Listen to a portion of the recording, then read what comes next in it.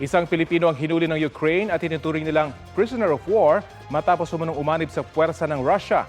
Wala siya sa database ng ating pamahalaan pero kinumpirma siya sa kanyang pamilya ng International Committee of the Red Cross. Balita natin ni Chino Gaston.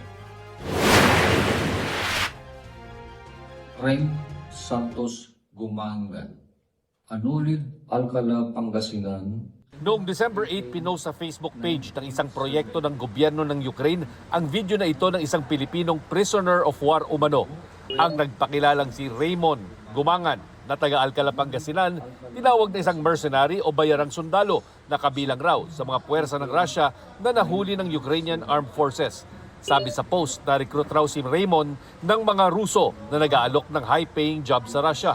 They said when I apply, I will assign in logistic. But when I arrived in Russia, I was assigned in carpenter. A side contract,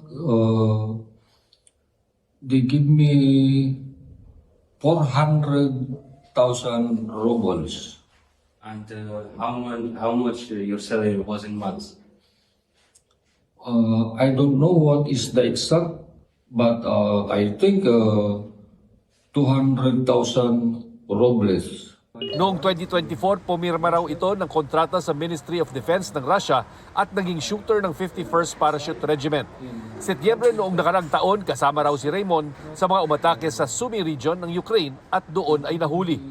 Ang pamilya ni Gumangan sa Pangasinan nakatanggap raw ng liham mula sa International Committee of the Red Cross na kinumpirmang nakakulong nga ito sa Ukraine. Dati po, nung dito po siya, mataba po siya.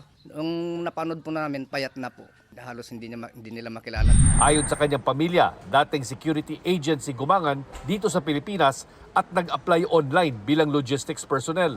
Meron siya nakausap through online na hindi namin kilala. Hindi rin siya Pilipino. Siya yung contact ng father namin na tumulong mag-apply and makapunta sa Russia. Nag-update naman siya sa amin before or after niya makapunta sa Russia, nagkaroon ni status niya doon. Dalawang option nila doon. So, una is logistics or doon sa tutulong sa military.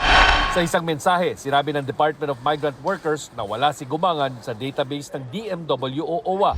Makikipag-ugnayan raw ang ahensya sa Department of Foreign Affairs para malaman kung paano nakaalis ng bansa si Gumangan at kung paano ito ligtas na maibabalik sa bansa. Noong nakarang linggo lang, iniulat ng military intelligence ng Ukraine, may isa pang Pilipinong mercenary na napatay naman sa engkwentro ng Russia at Ukraine. Chino Gaston nagbabalita para sa GMA Integrated News.